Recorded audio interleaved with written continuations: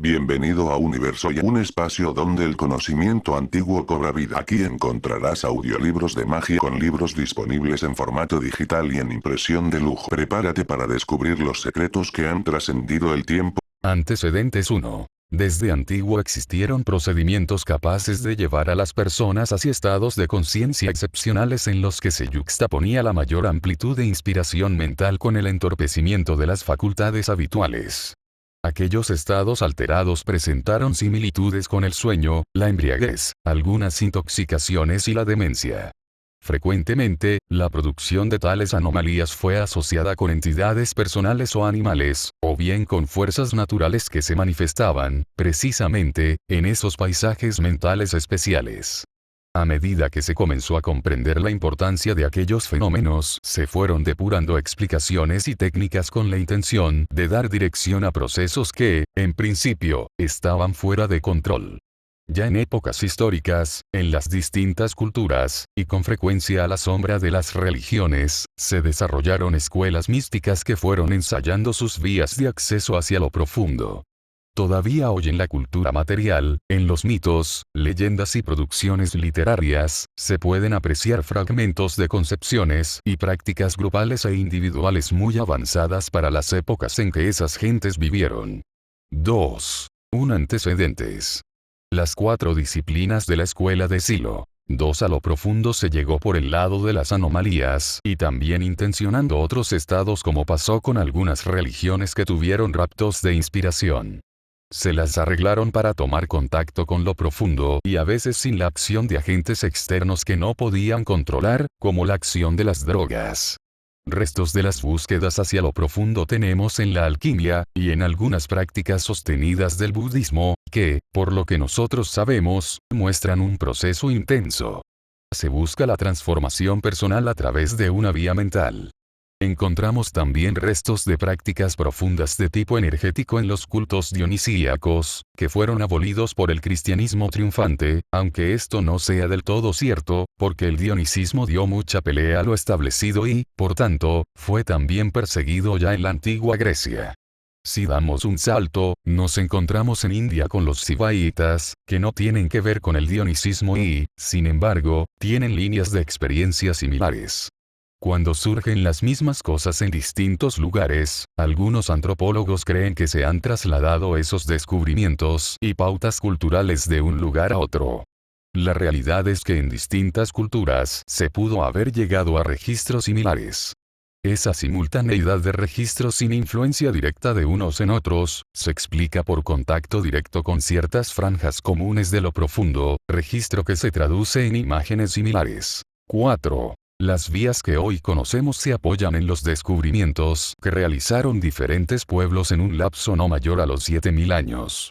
Es tal la diversidad de fuentes fragmentarias que no se puede pretender abarcar todo el conocimiento y la práctica de acceso a lo profundo. 3. Las disciplinas. Las 4 disciplinas de la escuela de Silo. 5. 1.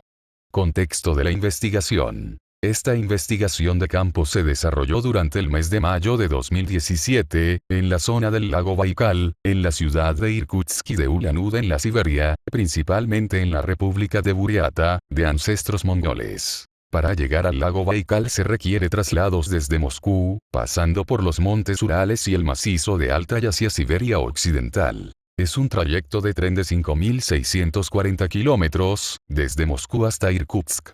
El Baikal tiene una dimensión de 640 ms. De largo x 80 ms. De ancho x 1,64 ms. De profundidad.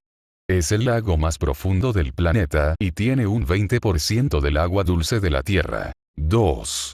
Interés y punto de vista. El interés era ver in situ, en los ceremoniales propios del trance del chamanismo siberiano, principalmente buriato, sus procedimientos para experimentar el trance extático. El punto de vista era diferenciar este tipo de trance con el propio de los trabajos disciplinarios de la escuela de Silo. 6. Breve descripción del chamanismo siberiano y sus procedimientos para experimentar lo sagrado.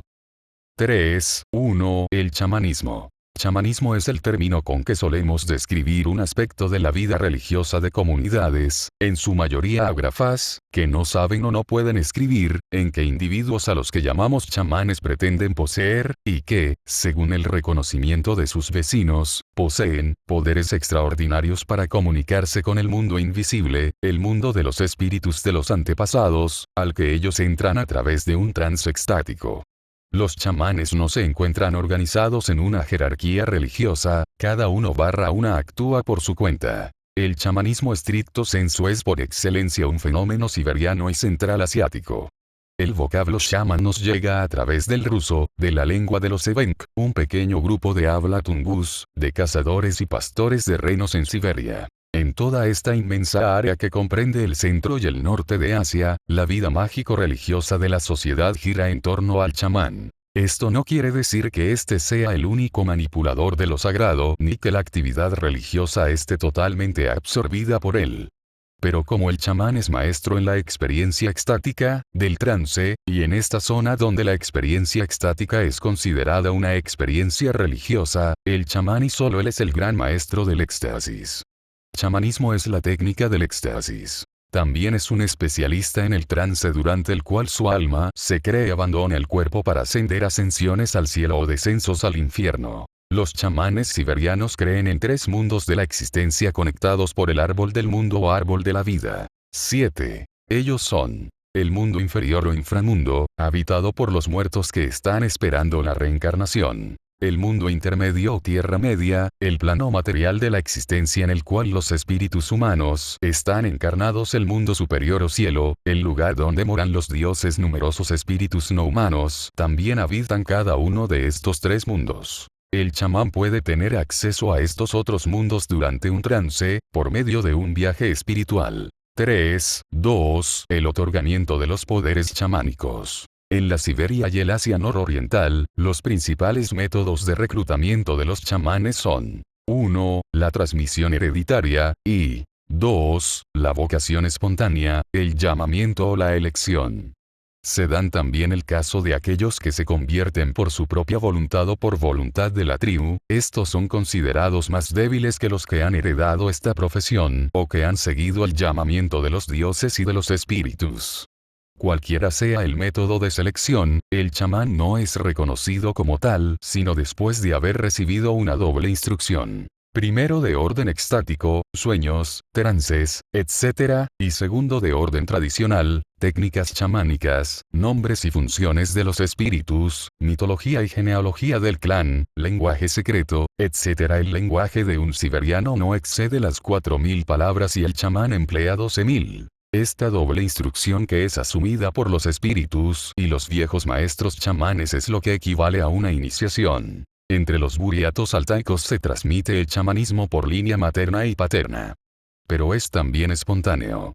En los 2 casos la vocación se manifiesta por sueños, convulsiones, unas y otras. 8. Provocados por los espíritus de los antepasados, Utcha. La vocación chamánica es obligatoria. No hay modo de eludirla. Se parecen mucho a los epilépticos y a los histéricos, pero si dan prueba de una constitución nerviosa superior a la normal, por cuanto logran concentrarse con una intensidad no al acceso de los profanos, resisten esfuerzos agotadores y dominan sus movimientos extáticos. El chamanismo es tan antiguo que evidencias arqueológicas sugieren que algo muy semejante a las religiones animistas y chamánicas se hallaba presente entre los neandertales de Europa y Asia hace más de 50.000 años. Si el Homo sapiens comenzó a desarrollarse hace unos 50.000 años, podremos decir que el chamanismo ha sido el más alto conducto de la expresión religiosa del hombre durante más de 45.000 años, del tiempo del Homo sapiens sobre la Tierra, y aún hoy el chamanismo subsiste, aun cuando con vigor decreciente, en algunos pueblos. Los sistemas simbólicos de los pueblos cazadores de cualquier parte son esencialmente chamánicos y comparten rasgos básicos sobre el tiempo y el espacio.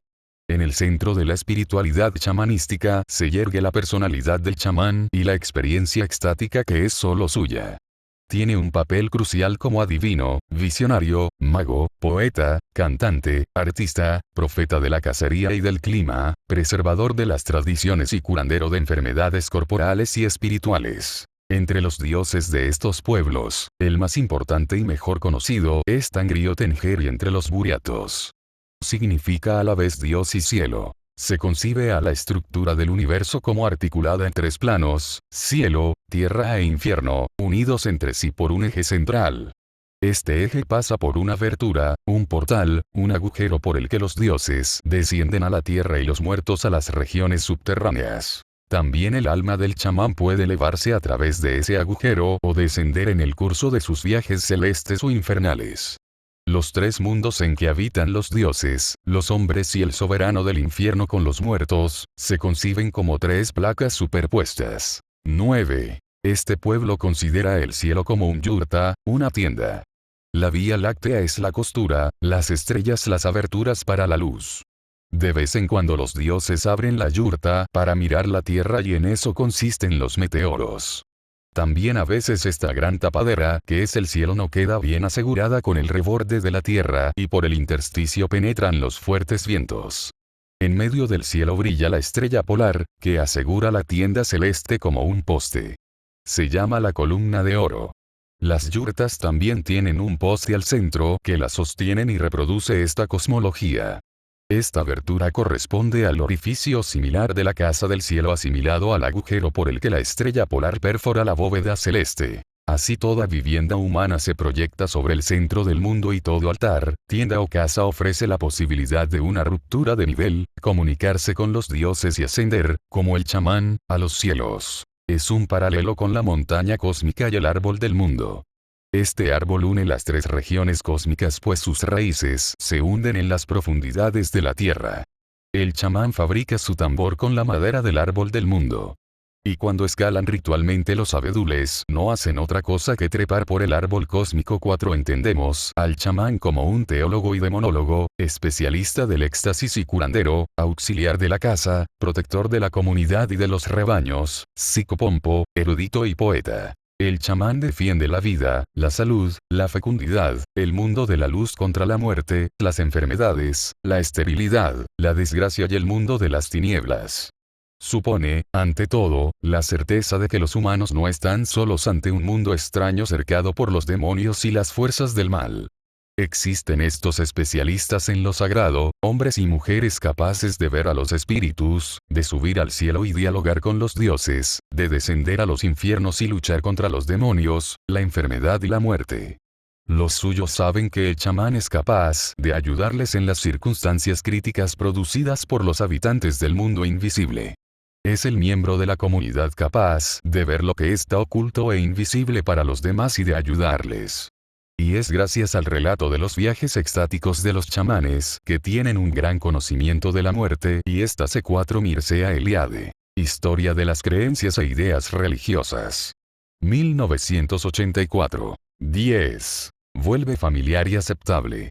Los habitantes de la muerte se hacen visibles y esta no es sino un rito de paso hacia un ser espiritual. El método básico de la inducción al trance se basa en una combinación de la canción del chamán, el uso del tambor y la danza. Esto se reforzará con un rígido control de la respiración y, particularmente, con el uso de psicofármacos. El procedimiento habitual de entrada en trance utilizado por los chamanes de esta región comienza por la invocación, individual o en conjunto entre varios chamanes, de los espíritus principales y auxiliares que requieren para la sesión. Esto realizado con ayuda del tambor chamánico, el cual es batido rítmicamente mientras se invoca por medio de cánticos y con gran devoción a los espíritus, invitándolos a descender a los fuegos del altar preparado frente al chamán.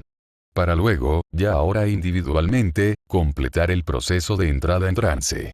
El tambor chamánico hace, por una parte, de vehículo del espíritu que pasa a tomar posesión del chamán. Por otra parte, su retumbar rítmico ayuda al chamán a concentrarse en su propósito y desconectar de cualquier otro estímulo, facilitando la entrada al trance. Así, el espíritu baja a los fuegos del altar, de allí al tambor y finalmente al chamán que resulta poseído por él. 5. A menudo, aunque no siempre, el sueño extático del chamán ha implicado el uso de alguna planta sagrada alucinógena, con la creencia de que contiene un sobrenatural poder transformador en y por encima de la fuerza vital o sustancia del alma, que en los sistemas religiosos animista chamánico habiten todos los fenómenos naturales, incluyendo aquellos que nosotros clasificamos como inanimados. En mitos raíces universales, silo en los mitos indios, comienza con los Vedas. Fuego, tormenta y exaltación. Estos son los dioses que tomaron tantas formas irreconocibles. El fuego, Agni, y la tormenta, Indra, dieron lugar a la creación, pero ellos son nada sin la exaltación que inspira a la palabra del poeta. 5. Investigación de campo. La conciencia inspirada en el chamanismo siberiano mongol y el budismo tibetano en Buriatia y Mongolia. Hugo Novotny. 2010. 11. Exaltación como figura del dios embriagador Soma. Esta bebida se corresponde con el Ahoma de los arios que invadieron el Irán. Hasta el día de hoy se discuten las características de la planta productora del Soma. 6. La teoría más interesante ha partido de Hoffman. Este estudioso, descubridor del LSD, afirma que se trata de un hongo, la Amanita muscaria. Según él, lo que fue un enigma etnobotánico por más de 2000 años ha sido develado en 1968. En Plantas de los Dioses, en colaboración con R. Evans. FCE México, 1982, Hoffman comenta que la manita se conoce como alucinógeno desde 1730 por comunicación de un oficial sueco prisionero en Siberia. Este informó que los chamanes la desecaban, agregándole luego leche de reno y procedían a ingerirla mostrando los síntomas que se han observado entre los nativos del lago superior, del norte y Centroamérica, afectos a las mismas prácticas. 7. Otra observación importante fue proporcionada también por aquel oficial que mencionáramos antes. Al parecer, en algunas tribus siberianas se procedía a beber la orina de los chamanes que previamente se habían intoxicado con el hongo, mostrándose efectos parecidos a los evidenciados anteriormente por el chamán en trance. Los autores de Plantas de los Dioses comentan que esto era posible porque los principios psicoactivos pasaban a la orina sin ser metabolizados, o bien en forma de metabolitos que aún tenían actividad, lo cual es poco usual en relación a los compuestos alucinógenos de las plantas. Por otra parte, en los Vedas se hace mención a que la orina de alguno de los concurrentes a la ceremonia del Soma era recogida en recipientes especiales, lo cual permite establecer curiosas relaciones. Actualmente en India, es conocida la uroterapia en base a la bebida, en ayunas, de la propia orina. Este no es exactamente el caso descrito más arriba, pero esta costumbre bien podría tener sus raíces más lejanas en la época védica de la medicina del Soma. 8. Continúa Silo explicando. En lo que hace a sustancias tóxicas usadas en ceremonias religiosas, los asirios ya conocían la cannabis en el 6 obras completas de Silo. Nota 4 a los mitos indios. 7 id. 8 id. 12. Primer milenio AC que, desde luego, también se utilizaba en Tíbet e India con idénticos fines. Concluye esta importante nota 4 a los mitos indios. En el origen de las religiones universales se observan algunos rasgos que no dejan de sugerir la presencia de sustancias alucinógenas. El Soma, por la abundante referencia que nos da el Rig, alrededor de 120 himnos, se nos presenta como el tercer dios importante de la India en la época védica, pero no podemos desconocer que, en distintos tiempos y lugares, numerosas manifestaciones religiosas han estado relacionadas con la acción de tóxicos. 4. Simbolismo del venado en el chamanismo. La pregunta es por qué de todos los animales posibles, el más dócil y herbívoro, el venado, aparece como origen del poder sobrenatural de la medicina y por qué fue asociado a las plantas que facilitan el ingreso al mundo de los espíritus. Tanto en los pueblos de Eurasia como en los indoamericanos vemos asociado al venado, el alce en Siberia, como muy próximo al humano y donde se usan plantas psicoactivas los vemos también muy asociados.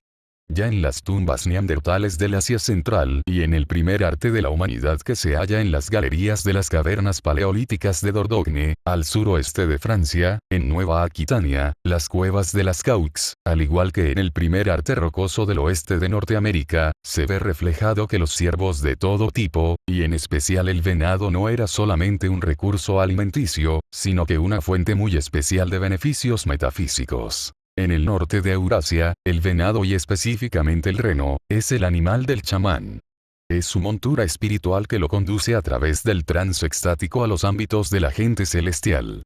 El atuendo y el gorro del chamán en épocas pretéritas era decorado con efigies de astas de hierro o por cuernos verdaderos, ya que es justamente la cornamenta del animal la que tiene desde tiempos inmemoriales el concepto del poder sobrenatural y de la renovación eterna.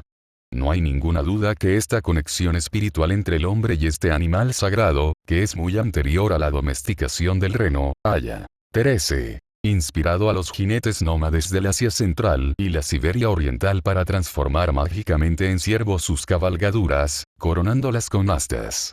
Hablamos también de los pueblos mongoles. Estos caballos astados fueron encontrados por arqueólogos rusos, Sergei Rudenko el año 1920, en las tumbas congeladas de Pasarik, en muy buen estado de conservación, al sur de Siberia, cerca de la ciudad rusa de Novosibirsk, en la frontera con Mongolia y China, con fechas de 600 a 500 AF9. Es oportuno acá hacer una pequeña digresión. Hay una relación muy directa entre el chamán siberiano, el reno y el hongo Amanita muscaria, o pongo entre los siberianos. Donde se dan los hongos están los renos que se los comen y quedan como medios embriagados. Cuando los siberianos encuentran estos renos, los atan de patas junto al resto de sus compañeros y no se los comen hasta que se les pasa el efecto del hongo, ya que la Amanita muscaria se traspasa a través de líquidos de la vejiga y de la sangre del reno al humano, como el soma en la antigua India. Ni qué decir si para el siberiano el reno mismo fuera la Amanita muscaria. Esta toma una dimensión colosal. Lo mismo de ve en los indios huicholes de Mesoamérica, donde el venado y el pollete son uno solo. La orina del venado o del reno ebrio es tan intoxicante como la de aquellos humanos que han ingerido el hongo. En ese caso la muerte e ingestión sacrificiales del venado ebrio e intoxicado con la Amanita muscaria toma un significado muy distinto y mucho más profundo, afín a las implicancias eucarísticas del sacrificio huichol del venado, Peyote 10. La misma asociación venado alucinógena de Siberia después se verá en América con los indios huicholes, donde el venado y peyote son uno solo. Estamos diciendo que lo que se termina viendo en América de la asociación chamánico venado alucinógena bien puede provenir de aquellos siberianos que llevaron consigo en su universo ideacional al Nuevo Mundo 20.000 años atrás. 9 Grayasnov, 1969. 10 Furst, Alucinógenos y Cultura. 1980, c. 14. En cierto grado podemos incluir a la China también en esta permeabilización del chamanismo, ya que, de acuerdo a la mitología china, el reno conduce al hombre al legendario Lin Chi, el hongo divino de la inmortalidad. Tal concepto se difundió desde la India hacia China en el siglo III AF según algunos eruditos, pero comprensiblemente podría haber llegado a China desde la Siberia occidental, proveniente del mismo estrato chamanístico al cual el rito del Soma hindú debe su origen en última instancia. El venado como ser casi inmortal que guía al hombre hacia el hongo divino obviamente proviene de la Mongolia siberiana más que de allende los contrafuertes del Himalaya en su ascenso desde la India hacia China, lo que sí ocurre con el budismo tántrico que se origina en el sur de la India. Pero ese es otro tema que se desarrolla en otra investigación de campo de las raíces energéticas en India y en los contrafuertes del Himalaya 11. En realidad, la Amanita muscaria es más alucinógena que mortal y ha sido durante miles de años el enervante sagrado de las religiones chamánicas del cinturón boscoso del noroeste euroasiático, especialmente en la zona de los cazadores siberianos y pastores de reno. Crecen principalmente en ciertos árboles como algunos tipos de coníferas y especialmente abedules, extensa vegetación que puebla Siberia. A lo largo de Siberia el abedul es considerado como el árbol sagrado del chamán, en el cual asciende en su trance para alcanzar el mundo superior. También recordemos que las propiedades psicoactivas del hongo son únicas entre los psicodélicos, en cuanto pasan sin adulterarse a través de los riñones, lo cual explica por qué en Siberia se acostumbra, a ingerirla de dos maneras. 1. Tomada directamente, el hongo crudo o exprimido puro mezclado con agua, o con agua y leche, o requesón y cuajada, o con cebada y miel. 11. Investigación de campo. Raíces energéticas en India y contrafuertes del Himalaya. Francisco Granella. 2005. 15. 2. Tomada en la orina de la persona que ha ingerido la manita muscaria en la primera forma. 12. Entusiasmado por estos descubrimientos, el micólogo, Robert Wasson partió hacia Grecia para tratar de establecer algunas relaciones entre los alucinógenos y la antigua religión helena, identificando a la seta cornezuelo del centeno, Claviceps purpurea, con la espiga que Deméter entregara a Triptólemo y de la cual se destilaba la bebida con la que se hacían las libaciones en los misterios eleusinos 13. Posteriormente estableció el carácter enteógeno, no alcohólico, del vino de las festividades dionisíacas y báquicas, el cual surgía de la fermentación de un hongo diluido en la bebida, y la relación dionisia-ambrosía, similar a la hindú Agnisoma, le sugirió a Wasson un análisis similar para la cultura india. Esto después se ve en el Rig Veda indio. De los más de 1000 himnos sagrados que componen el Rig, 120 de ellos están dedicados exclusivamente al Soma. Es una historia antigua y larga de pesquisar, pero en síntesis los arios del Alto Irán invaden el Valle del Indo 2000 años antes de la era vulgar y desplazan a los pueblos dravídicos que allí habitaban, Mohenjo-Daro y Harappa, primero al norte de la India y posteriormente al sur, donde se encuentran ahora, en el Tamil Nadu. Los arios traen consigo el culto al hongo milagroso, desde el culto chamánico, que se traspasa en sus dos formas de ingerirlo al culto brahmánico. En el Rig Veda los poetas establecen que en realidad el dios Indra y los sacerdotes bebían soma y lo orinaban. En el libro 9 del Rig Veda se puede leer una invocación al dios Indra que dice: como un ciervo sediento, ven aquí a beber bebe todo el soma que quieras orinándolo día tras día. Oh, generoso has asumido tu más poderosa fuerza. Posteriormente se puede leer otro verso que reza: los grandes dioses orinan juntos el soma encantador. Durante mucho tiempo no se encontró explicación alguna para estos versos, pero Wasson parece haberlos aclarado al relacionarlos con las dos formas conocidas de intoxicarse que aún conservan los chamanes siberianos. La primera consistía simplemente en tomarse el jugo de los 12 R.G. Wasson 1968, 25. 13 Albert Hoffman LSD. Pag. 19. 16. Hongos exprimido entre tablas y mezclado con leche o coágulos. Las índoles alucinógenas que contenían pasaban al estómago, pero muchas más pasaban a los riñones y más tarde salían por la orina conservando sus propiedades psicoactivas. Este procedimiento no nos debe parecer extraño, pues también en una excoriación de Zaratustra, en el Gata de la Vesta, Yasna 48, 10, se dice: cuando, oh, Mazda, suprimirás la orina de esta ebriedad con la que los sacerdotes malévolamente engañan al pueblo.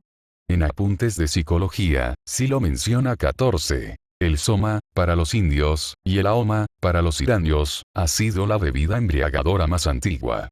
En los himnos védicos, en 730, 2, se lee: tú eres el cantor, tú eres el poeta, tú eres el dulce jugo nacido de la planta. En la embriaguez, tú eres el dador de todos los bienes. Cabe destacar que el simbolismo animal estaba vinculado a una nostalgia por los orígenes y a una situación de comunión con los animales cuando el tiempo era perfecto. ¿Cómo pudo el hombre reactualizar esos mitos y contemporizar su situación con lo que ocurrió en hilo tempore? Nos inclinamos a pensar que los alucinógenos ofrecieron la posibilidad de ingresar al tiempo del mito y restaurar el cosmos inicial. En el principio, o sea en los tiempos míticos, el hombre vivía en paz con los animales y entendía su lengua. Solo después de una catástrofe primordial, comparable a la caída de la tradición bíblica, el hombre se volvió lo que es hoy: mortal, sexuado, obligado a trabajar para alimentarse y en conflicto con los animales. Al prepararse al éxtasis y durante este éxtasis, el chamán suprime la condición humana actual y reencuentra, provisionalmente, la situación inicial.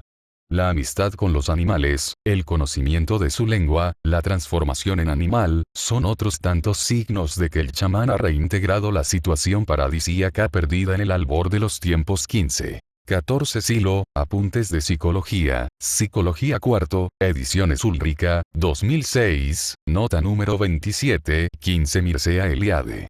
1976, 95. 17. 5. El empleo de sustancias en la alteración de la conciencia.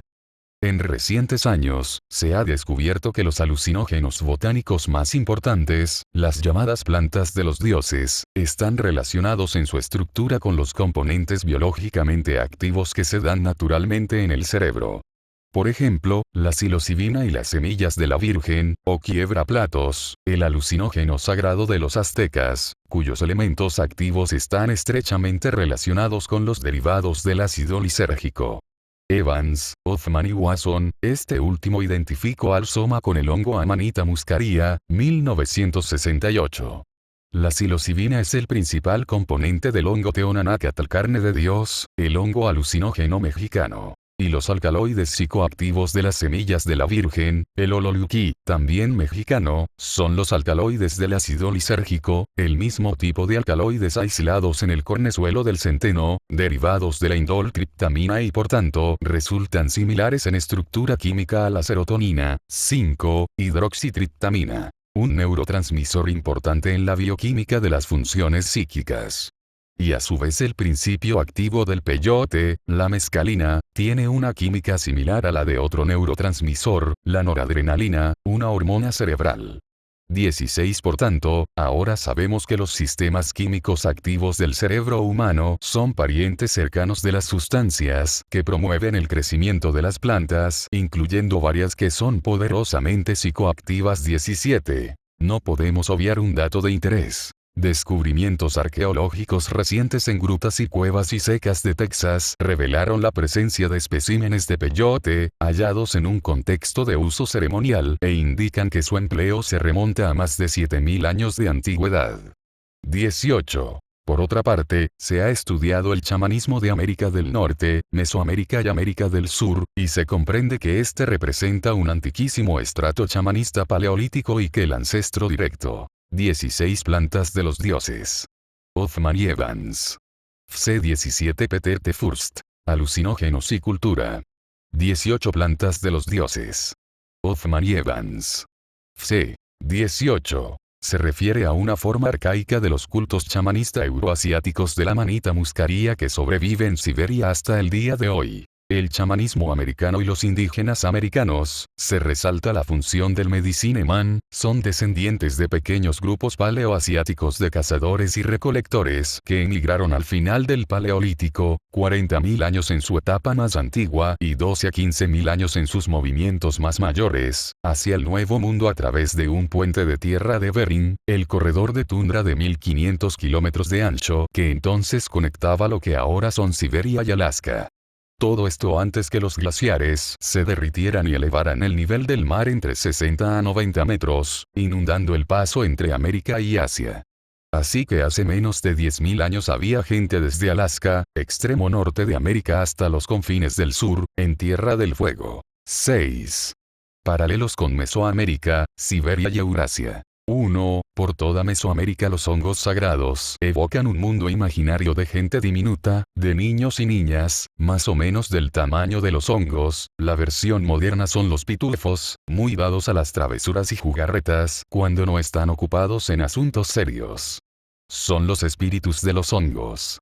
La misma relación se da en el chamanismo siberiano. Surge una pregunta. ¿No será que nuestro mundo de historias tradicionales, las hadas, los elfos, gnomos, los trasgos, los duendes, leprechaunes y trolls descienden directamente de aquel Edén mágico del mundo del hongo siberiano?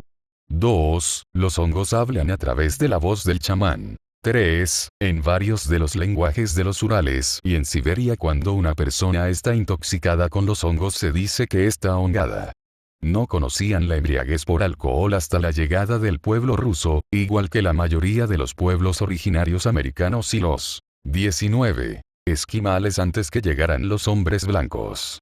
En la lengua náhuatl, en los indios de Mesoamérica, hay una palabra similar a hongada. Monanacabia 19. Es de mucho interés comparar los ritos de iniciación de un chamán buriato con otros chamanismos, por ejemplo, sudamericanos. El aprendiz de chamán buriato, tras sus primeras experiencias extáticas, sueños, visiones, diálogos con los espíritus, etc., se prepara largos años en soledad, instruido por viejos maestros y el que será su iniciador, el chamán padre. Después de la purificación, donde se sacrifica un carnero y con el torso desnudo el candidato es purificado con su sangre, y a veces la bebe. Esta ceremonia recuerda el taurobolión, el rito principal de los misterios mitraicos. Posteriormente se inicia la consagración. Se cortan una serie de álamos jóvenes, sólidos y rectos, desde el bosque donde está el cementerio de la aldea. En la mañana de la fiesta se ponen los árboles en orden. En la yurta un álamo sólido, con las raíces en el atrio y la copa saliendo por el orificio superior. Se llama el guardián de la puerta, que abre al chamán la entrada al cielo. Los demás álamos son colocados lejos de la yurta, uno para las ofrendas, otro donde se cuelga una campana y la piel de un caballo sacrificado, y un tercero, bien plantado en tierra, con una cierta inclinación, el cual subirá el aprendiz. Ahora veamos la ceremonia de consagración de una sudamericana, la de la machi, mujer chamana araucana. Esta ceremonia de iniciación está determinada por la subida a un árbol o más bien a un tronco descortezado, que se llama rewe. Se descorteza un árbol de 3 metros, que se corta en forma de escalera y se planta sólidamente ante la habitación de la futura chamana, un poco inclinado hacia atrás para facilitar la ascensión. Cuando instalada esta escalera sacra la neófita se desnuda y conservando únicamente la camisa, se tiende sobre una cama hecha de pieles de carneros y mantas, donde las viejas chamanas la frotan con hojas de canelo y le chupan el pecho, el 19 Códice Florentino, ed.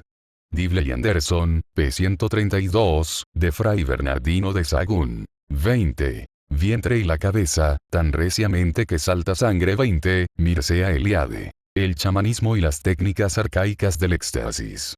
FC 1968. Por último, las machis y la aspirante se acercan al árbol escalera y empieza la ascensión sucesiva de todas, la neófita al final. La ceremonia concluye con la inmolación de un carnero. La aspirante reaparece al amanecer y las aspirantes vuelven a bailar al compás de los tambores. Muchas caen en éxtasis. Los chamanes entre los indios mapuches de Chile, en su mayoría mujeres, machis, empleaban antiguamente un árbol alucinógeno de la familia de las solanáceas, llamado latueo árbol de los brujos. 21. Recordemos las notas dominantes de esta iniciación. La subida extática a un árbol escala, que simboliza el viaje al cielo. La plegaria dirigida desde la plataforma al Dios Supremo o el Gran Chamán Celeste, que se cree es el que otorga a la machi tanto los poderes de curar como los objetos necesarios para la curación. 7.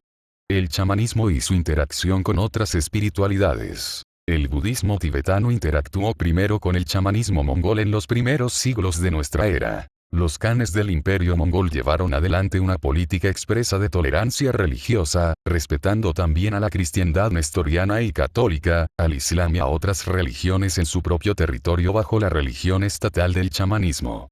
Sin embargo, no se decidieron a adoptar alguna de estas religiones extranjeras. Ellos eran tolerantes con otros cultos, mientras el chamanismo continuaba siendo la columna vertebral del estado mongol, ya que en ese tiempo era aún más adecuado para el estilo de vida nómade de los mongoles. 22. 20. Mircea Eliade. El chamanismo y las técnicas arcaicas del éxtasis. FC 1968. 21 plantas de los dioses. FC 1982, 2000. 22. Investigación de campo. La conciencia inspirada en el chamanismo siberiano mongol y el budismo tibetano en Buriatia y Mongolia. Hugo Novotny. 2010. 21. En el siglo XVI, un gobernante mongol llamado Altan Han invitó a una misión budista tibetana al país. Sus motivos eran políticos, por cuanto él quería consolidar su propia posición como el líder tribal supremo, afirmando ser la reencarnación de Gran Kublai Khan. Los budistas estuvieron de acuerdo en reconocer su reclamación, y a cambio el Han dio al jefe de la orden budista el título espiritual de Dalai Lama. Como resultado de la conversión del Han, él aprobó leyes que prohibían los rituales chamánicos y concedió al clero budista un estatus especial en la sociedad y privilegios que no fueron concedidos a los chamanes. En el siglo XVII los gobernantes mongoles hicieron intentos para erradicar la supervivencia chamánica completamente.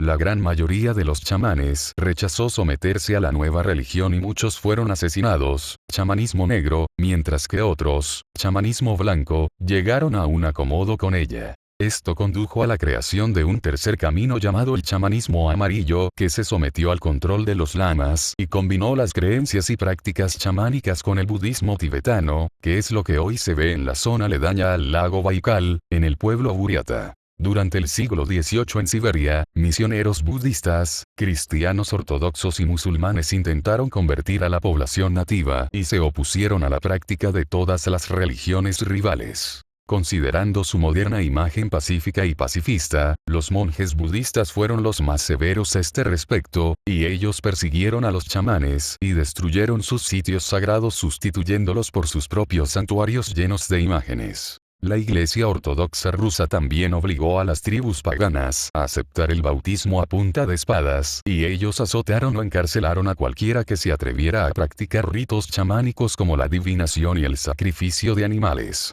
A pesar de esta persecución religiosa, el chamanismo sobrevivió a las 22 conversiones forzadas y continuó de manera resistente en remotas áreas rurales.